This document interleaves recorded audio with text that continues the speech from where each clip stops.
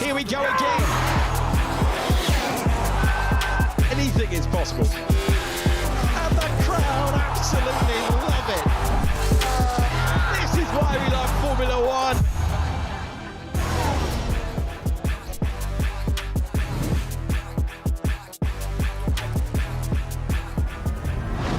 Well, the 18th round of the Formula One World Championship is now complete, and an exceptional victory from George Russell and Mercedes. There were questions about who would get the last points, who would finish second and complete the podium right up until the final laps, but the win was really never in jeopardy, never in doubt. Such was the mastery that Russell had on a day when they may have won the battle at Mercedes, but it was the war that was won on the constructor side by McLaren, taking their second constructors title in a row.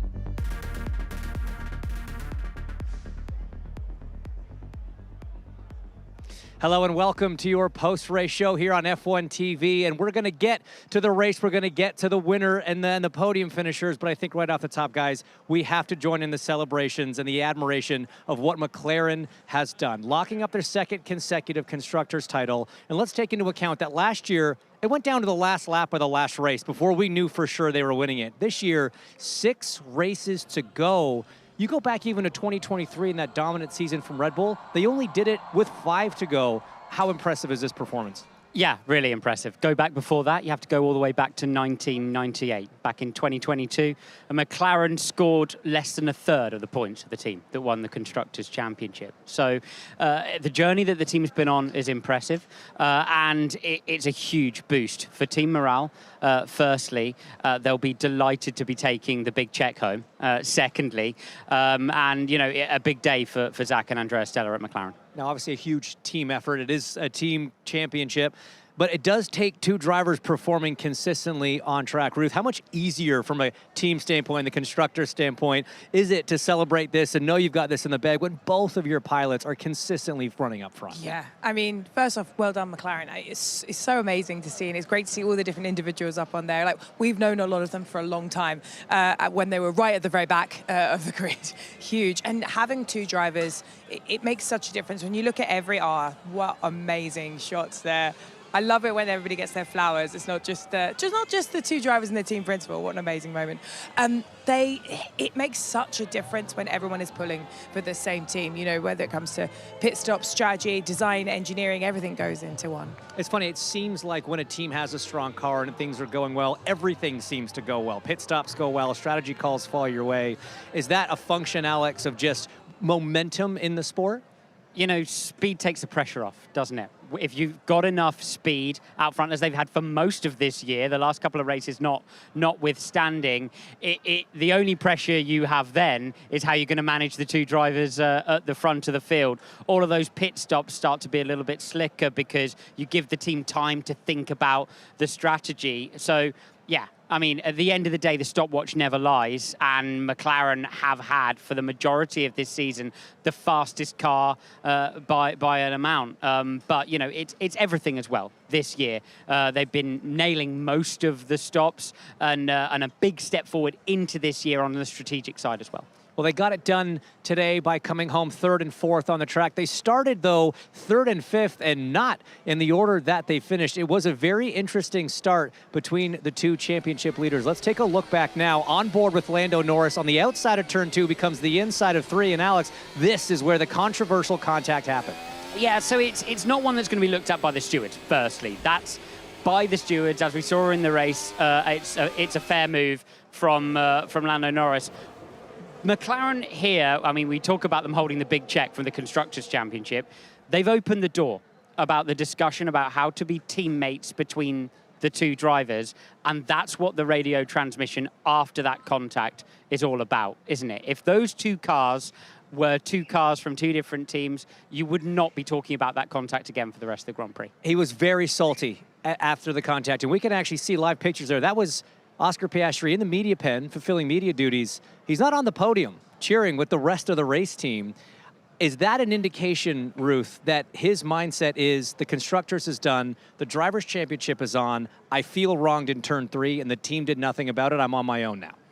Well, on the grid, Zach, who we love Zach, we think he's a great guy. He said they were going to be super aggressive on strategy. I don't think McLaren was super aggressive on strategy. He also said they weren't going to change their approach after this race. And it's really difficult to see how they can't. You know, now a championship has been wrapped up. I remember being we're talking to James Vowles, who was head of strategy at Mercedes, in 2016, the party after Mercedes won the championship. And he was saying how from that point on, it was every driver for themselves and, you know, within some fair constraints. But he said at this point they can have at it. And Mercedes actually, at least back that point, they changed the way they drove after that. I think they've got to adjust slightly now. But Alex, the messages on the radio were very clear, and it sort of harkened back to Monza. Something was wronged on the racetrack, or in that case, the pit lane. The team intervened. Did Oscar really have a leg to stand on in asking the team for some team order swaps there? They've made a rod for their own back here because, you know, you come to the summer break, McLaren had over a 300-point gap in the Constructors' Championship. The drivers were very close in the Drivers' Championship. They opted to continue to manage the true drivers through to the rest of the season, and the team have been very clear that they're going to continue to do so. They could have been racing from there. They could have been racing flat out from there and dealt with multiple incidents between the two drivers without losing the Constructors' Championship. But they've decided to continue racing between the two, and you're always going to end up with these conversations when the drivers know that it's going to be managed like that. And then we just watched that replay of that slow stop for McLaren, which was pretty crucial, Ruth, because the team came on the radio to Lando Norris, as they did in Monza, and said, can we pit Oscar first? In Monza, he said yes. He ended up having a slow stop as a result. That created that controversy. In this case, Lando said yes. Actually, no, I think I'll go first. He did. His stop was perfectly fine, and he avoided a repeat of the situation. How crucial was that slow stop? I mean, you know what? McLaren took a lot on margin, which, you know, some strategists like some strategists don't. And even with that slow stop, Oscar still came out with 3 seconds margin, which means they probably had around 5 seconds of margin. With Lando, I think it was around 13 seconds of margin. The reason for those stop sequence was to cover Charles Leclerc, which is the right thing to do. I think it's a case of, you know, maybe explaining just how, like, safe you are, both from your teammate. You know, maybe you could say, okay, but then switch the cars. Because let's say Lando stayed out. We had cars doing 50 laps on the medium today to get the points. Okay, admittedly they dogged off, but, you know, potentially could have been something. You know, we heard a lot from Oscar Piastri on the radio, but in the heat of the moment, Alex, as you know, that's never always the full story. So let's actually head to the pen and hear what Oscar had to say post-race. Hey Oscar, well firstly obviously congratulations on the Constructors' Championship win, but to focus on your race and that opening sequence that defined it, just talk me through your emotions and the frustrations that we obviously heard on the team radio. Yeah, obviously very proud of the whole team. You know, this is one of the two objectives we set out to achieve every year. So to achieve it with this many races to go is very, very impressive. So yeah, just very happy for the whole team. And what about that incident with Lando as well at the start? That obviously we heard a couple of radio messages. Understand your frustration, obviously. Just talk me through what the talks are going to be like after this TV pen. I need to go and look at it. You know, obviously there was contact, which is never ideal, but I'll go and have a look at the replays. All right, thanks, Oscar. Cheers. You can't help but think that once he has a chance to look at the video, he might have a bit of a softer approach on that and position on it, but we'll wait to see when we get to the press conferences in Austin in a few weeks' time. Let's switch now to Lando Norris. From getting that track position over Piastri, it was all eyes trying to close the gap to Verstappen, and at the end of that race, it got very, very close, Alex. He reeled him in, but just didn't quite have enough to get by, did he? It's a really difficult track to overtake at, firstly. I think Verstappen drove a great race today in a car which probably was good enough for fourth. When you actually look at the total speed of the two McLarens, Red Bull delivered for him in the pit lane as well. There was a lot of pyrotechnics over the radio with regards to downshift problems, with regards to the car not delivering as he wanted it to. Took a bit of a risk on strategy at the start. Didn't quite work out, but that was definitely everything that was available for Verstappen today. And Lando just didn't quite have enough. Perhaps on a day where the team weren't going to wrap up the Constructors' Championship and in a championship position where Lando could afford a DNF and still stay in the running, he might have been more aggressive. Yeah, I mean, you see how close he got a few times there, Max, having to defend. But had they had an issue, and let's say Lando got taken out of the race, that would have promoted Oscar to P3, still enough to lock up the Constructors' Championship. So the question is, Max said after qualifying, that'll be remembered, and relating to the feeling like he got held up by Lando in qualifying. Was Lando thinking about that those last few laps? Like, oh, a move's got to be 90% on here, or Max might try to pay me back for that. I think that was all that Lando was thinking about in the last few laps of the race. I mean, it is so hard to overtake here. So, let's leave nothing. We're not at Monza. We're not, the next race in Austin where you get loads of overtaking. I think unless he saw a window, you couldn't risk a DNF, because a DNF for one of the cars right now takes you out of contention. And Alex, let's just talk about, you mentioned how good the drive was from Verstappen, battling with those issues. There's a lot of adjustments you can make in the car, but with how difficult it is to maintain mental concentration at this track, in this heat, how much more of a challenge was it for Max? Well, we saw the challenge when he almost put it in the wall, down at turn 14, I think. And there was a phase in the Grand Prix where all of the drivers started to get really, really hot. Actually, here it is then, as he heads then down towards turn 14. I really thought it was a goner here. Reminded me so much of Lando Norris in the race here last year. Had a very, very similar moment. And you know what it's like, Hinch, when the car just won't go down the gearbox or that braking phase isn't right, especially at a street circuit where you have to get the attitude of the car just right. It becomes so difficult to do consistent laps. They must have fixed that issue for him, or at least put a Band-Aid over it by the end of the Grand Prix, because I just don't see how he would have been able to defend so competently with a fundamental downshift or braking issue. I think he's just really good at driving. It's, you think? I don't know. If you looked at the comments, they did carry on throughout the whole race. I think he was struggling with the balance. Obviously, it wasn't terminal. We're talking about a performance-limiting issue here. And I think it kind of helped when we were going through those blue flags that actually everybody was struggling, lapping the cars at the end of the race. But, it did look a bit like he was driving with one hand behind his back. We know the McLaren isn't the best car at following, so they've got one hand behind their back, and then everyone just wants to score some points. George Russell gets to win it. Great Nürburgring practice in the middle of the race there for Verstappen. I think there was a pack, wasn't there, of cars who previously had been following Lance Stroll that were all driving around on the circuit together. Really had to hack through traffic in the middle of the race. Yeah, I mean, we heard a lot of radio transmissions from Max about the issues with the car. Let's listen back now to some of the things he was communicating to the team. That'd be a second handbrake, please help. Okay, let's have B-Bell 6, please, and talk 9. The balance is completely off again. It's undreadful. Yeah, I understand. You are on an older tyre. I mean, do you think, either one of you, do you think there's anyone else on this grid that has the capacity? We've talked about the bandwidth that Max Verstappen has to manage that situation with the pressure of Lando Norris breathing down your neck for the last 15 laps. Yeah, it's tremendously difficult. My mind is thrown back to the very beginning of the race and that moment we were talking about earlier on, which was a front wing to diffuser contact for Verstappen. So I wonder if they, just surmising, I wonder if they might eventually find a little bit of damage under there. But yeah, a huge amount of work being done in the car. And of course, every time you make those balance adjustments, it has an effect, as you know, Hinch, on every single tyre temperature. You then have to rebalance the full stint, has a pendulum swing on how the tyre moves away from you as well. So all of that stuff to consider.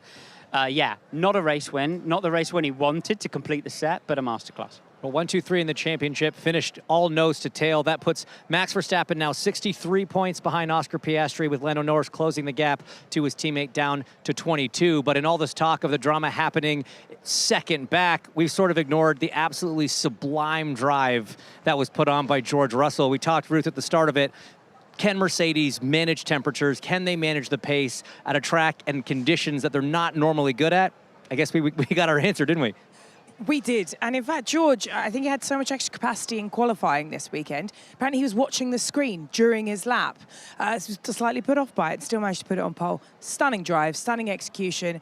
And, you know, great job interview for that contract that next year. I mean, if I'm Toto Wolff right now, I think I've just cost myself a little bit more money to re-sign him for next week. But, you know, George has been delivering all year. So it's a case of, you look at it and you think, what more does he have to do? But is the difference going to be made on track now? I'm not sure. I think you've got Mercedes. They're waiting to see if a Max Verstappen is going to come at them out of the long grass in a second year. And you know, it's going to be a negotiation that drags on. He's doing all that he can do. The correct move is to re-sign him again. He's done everything to merit that, but I'm not sure why this performance would merit that any more than some of the other great drives we've seen from him. So it gives him no more leverage. Oh, for sure, it gives him a slightly more leverage. Okay.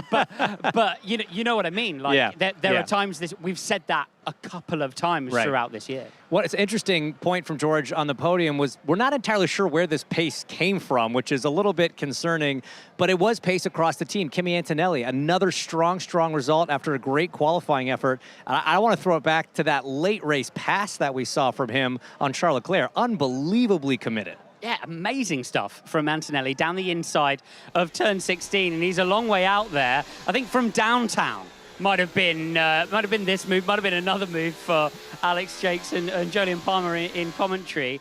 And it's such a clean move as well for Kimi Antonelli on a driver he'd had contact with in the recent past. So that's another little demon put to bed in a weekend where I think he's been really strong.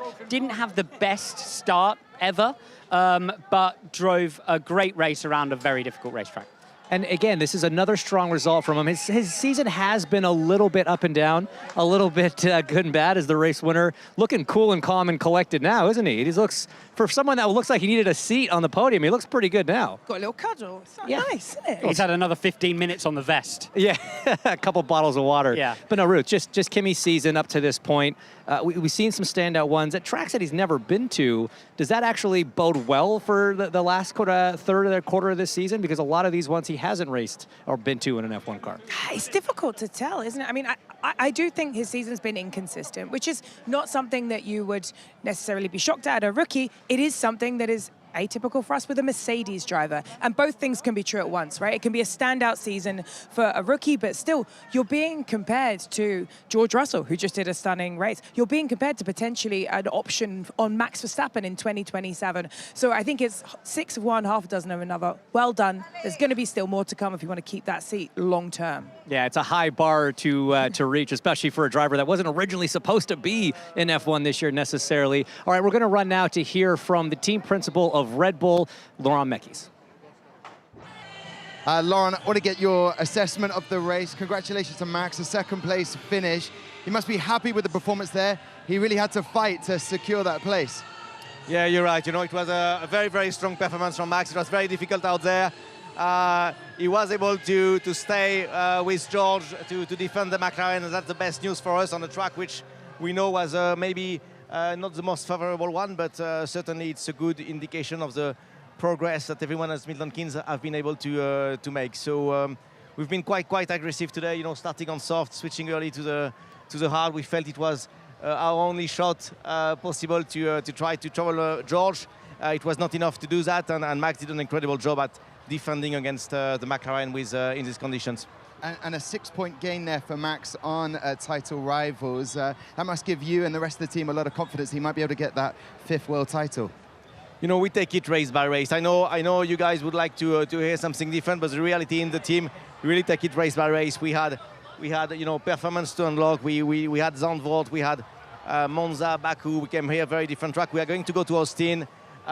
We really press the reset button, try to take the learning, and try to put together everything that we have been learning in the last few months, and that's how we look at it more than at the championship points. And if we do our job very well, and it allows us to fight again for the very first position there, then it's been, the job is good. Well, enjoy it and see you in the Circuit of America. Thank you.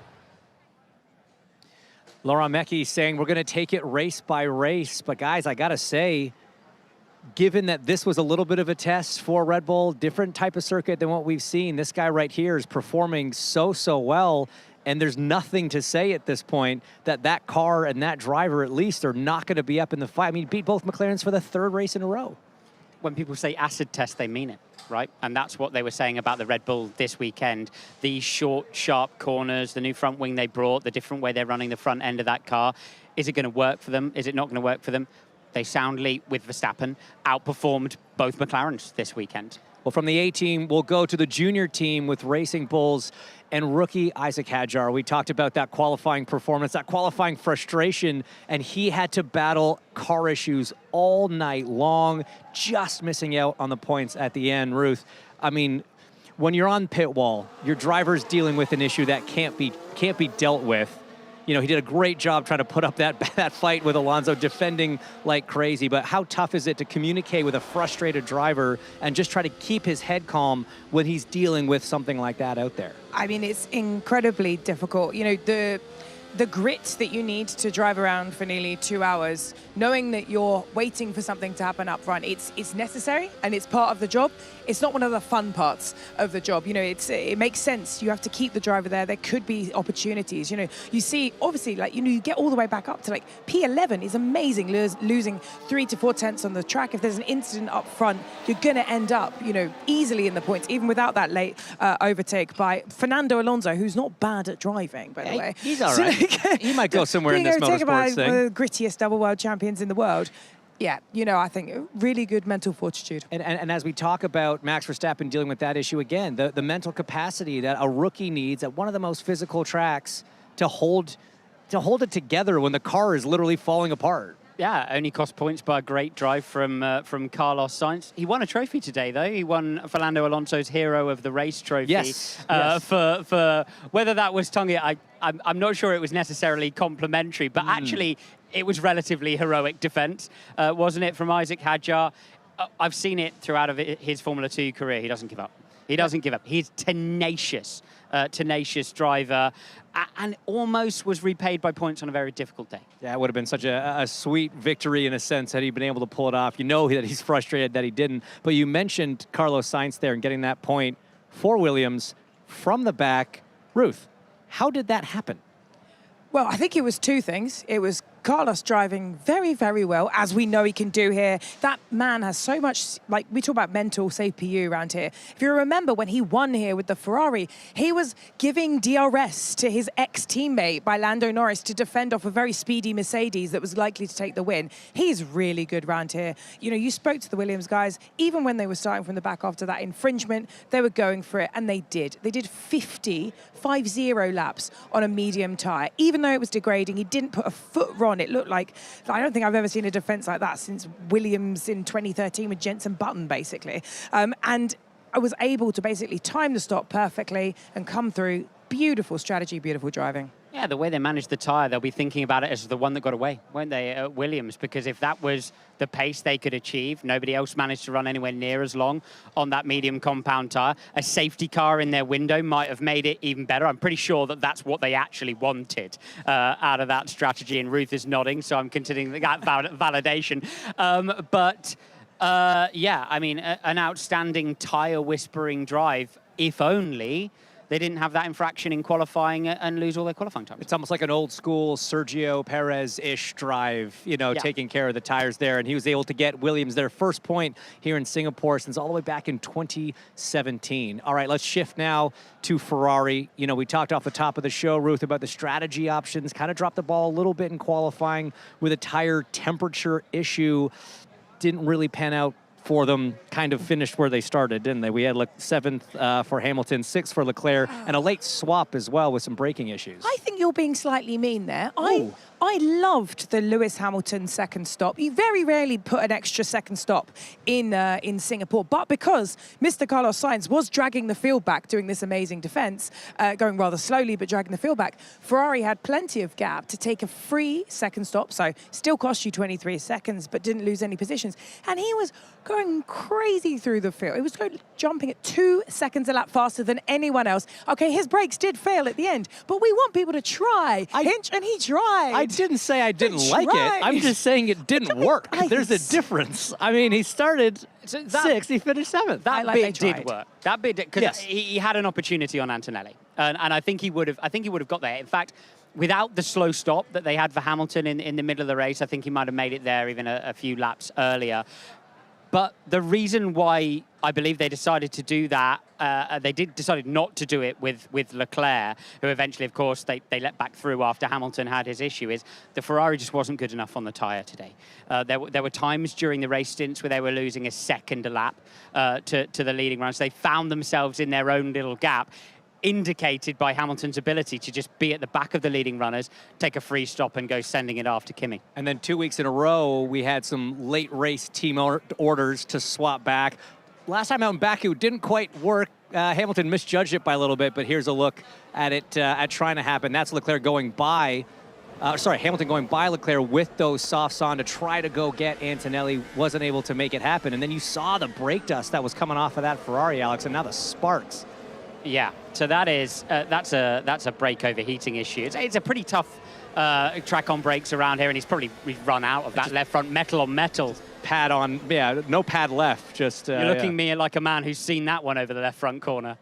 Yeah, more than once, unfortunately. Every racing driver's worst fear, especially at a street circuit with walls everywhere. You don't want to have brakes fail at any time. So coming up a little bit short across the Ferrari lineup, but let's hear what Fred Vasseur thought of the team's performance today. Fred, I want to get your assessment of the whole race weekend here in Singapore, the heat, and going into the Circuit of the Americas, please. Yeah, it's a tough weekend for us. I think we came and we had a very strong Friday morning, a good start of the weekend, and then we didn't extract the best from our potential in quali, and in the race was very, very difficult with cooling from the beginning. When we had free air and we were pushing, I think the pace was decent, but we pushed 10% of the race. That at the end that we have to fix this, because that you can't expect to be in free air all the race, and mainly in Singapore. I think it's very frustrating for the team, frustrating for the drivers, and this I can perfectly understand that we are asking them to be on the back foot from not from lap 2 but from lap 3 or 4, and then you have still 58 laps to go. That means that it's difficult. It's difficult to manage for them also in terms of driving, and that because to be at the limit when we are doing lift and coast, it's a tricky one. But okay, we have a lot of frustration after this weekend. Now let's be focused on the next one, that we have Austin in 2 weeks. Yeah, the Tifosi fans will want that positive thought for the Circuit of the Americas. What positive things can you take away? The positive is that you always try to improve from where you are. That as everywhere, that you have positive and negative on the weekend. I think the pace was decent at the beginning, and on some aspect that it was very negative, like the lift and coast that we had to do, the management that we had to do, and we lost too much lap time today like this, but let's be focused on the next one. All right, well, best of luck. Thank you, Fred. Lessons learned from this race. Looking forward to the next one. That's Fred Vasseur from Ferrari. And a few other drivers had some notable results here. Ollie Behrman got points, started 9th, finished 9th. Wasn't that straightforward after having to run through the runoff in turn 1 on lap 1. And then your driver of the day. No, it wasn't George Russell. No, it wasn't Max Verstappen. It was Fernando Alonso getting up into 8th and securing a few points for Aston Martin. Tremendous result for them as well. However, the day still belongs to McLaren, wrapping up that second consecutive Constructors' Championship. We are now going to hear once again from Zach Brown and Andrea Stella. Andrea, Zach, congratulations. Thank a you. 10th Constructors title in the bag, and social media saying in a class of their own. How does it feel? Well, in a class of our own, like today, we were definitely in the mix with the other cars. Well done to Mercedes that won the race today. It was encouraging to have great race pace. After qualifying yesterday was a little disappointing, but overall the most important thing is today confirming once again McLaren world champion in the Constructors' quest. Already last year it looked a little unbelievable to be able to achieve that so rapidly. and even more so this year to confirm ourselves. This is just thanks to the great work that is happening at McLaren, men and women of the team, all our technical partners, our sponsors, everyone that support us. I can only say congratulations and thank you very much. Back-to-back champions, Zach, and there's a party going on in your garage right now. How will you celebrate this? Of course, we'll celebrate the moment, but the real time is to do it with all the men and women at McLaren back at the MTC, because everybody contributes in a massive way. And so we want to celebrate it with everyone and our fans and our partners. So unbelievable moment to go back-to-back and have our 10th. We can hear those Papaya fans out there celebrating, Andrea. It must be lovely to see them all gathering up to see this and sharing this moment. It is. It's fantastic to be able to share this moment with our fans that look like they keep growing. Like every year there's more and more of this papaya background, which is fantastic to see. I can only say once again, as I said before, thank you to our fans. They give us so much energy, so much passion. They give us the strength to keep going. We have a big challenge next year to confirm ourselves champions again with the change of technical regulations. We are ready for that. But in the meantime, 6 more races to go. We'll keep that strength and go and celebrate. Thank you very much, gentlemen. Thank you, everyone.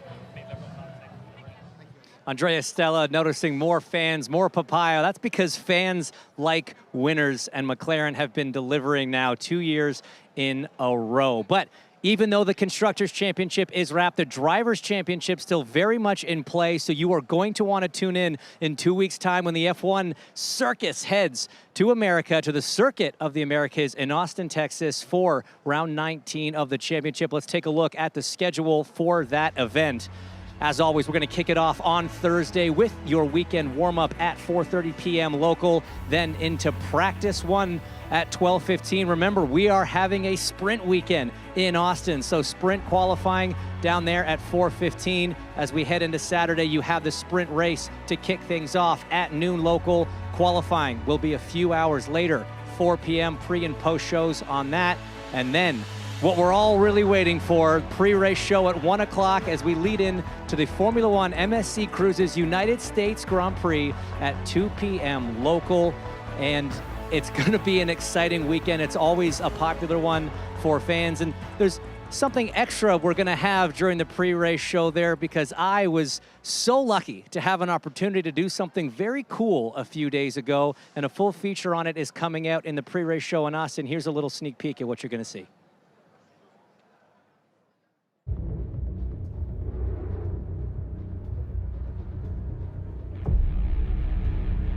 Not many people get the opportunity to jump into a Formula One car. This is a proper TPC program day on proper tires at a proper racetrack. And it's incredible. There's a reason that Formula One is considered the pinnacle of motorsports, and that's because these cars are something different. This is taking fast to a whole new level. Literally nothing on Earth that is going to perform on the ground the way that an F1 car does. No amount of training gets you ready for what these cars are capable of.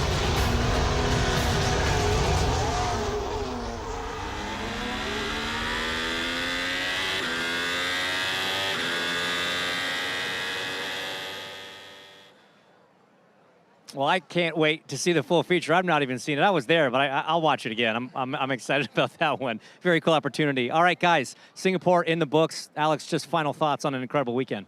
Don't pretend you haven't been watching your onboard camera from then to now. Great drive by George Russell. McLaren have been peerless all year and deserve the moment. I think it was an impressive drive from Max Verstappen. I tell you what, if they want a cool down, Kota is not the place to go. So it's going to be another hot, tough race, another different type of racetrack. I'm really, really excited to see the next one. Ruth, how about you? Very similar. You know, it's just well done, George. Well done, McLaren. let's go to Texas, because I think on paper now we would say we expect Max to be fastest in both of those two races, and I'm not even sure which is going to be the second fastest car. I don't think anybody knows, and that's part of the excitement, and that is exactly why everybody should tune in 2 weeks' time as we head to Austin. Will McLaren find their old form? Is Red Bull still capable of fighting for victories? And in the battle for P2 in the Constructors' Championship, is it Mercedes? Is it Ferrari? Still lots to figure out. Congratulations to George Russell on an amazing victory. Thank you so much for Alex Brundle, Ruth Buscombe, Lawrence Barretto, Alex Jakes, and Jolyon Palmer. Congrats to McLaren, and we'll see you guys in 2 weeks' time. From the Circuit of the Americas, this is the United States Grand Prix. This is Formula One, and the US Grand Prix is underway. Through goes Leclerc. Pressure on Verstappen right now. Can Verstappen hang on to it? They both go off the road. Get ready for the ultimate race week in Texas. Charles Leclerc wins. That's my boy. Another win. Let's go.